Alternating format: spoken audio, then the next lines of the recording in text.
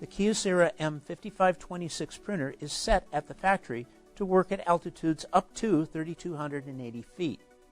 If you're at an altitude higher than 3,280 feet, you must set the printer to your altitude to maintain print quality.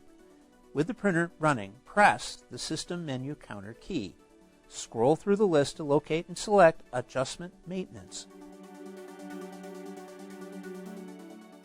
Scroll to the Service Settings and press that button. Scroll through the menu and press the Altitude Adjustment button. Select the altitude range of your location by pressing the appropriate button. 1,000 meters to 2,000 meters is for altitudes from 3,281 to 6,561 feet. Choose 2,001 meters to 3,000 meters for altitudes of 6,562 feet to 9,842 feet. Select the 3,001 meters to 3,500 meters for altitudes of 9,843 feet up to 11,483 feet. Exit out of the menu by pressing on the System Menu Counter key.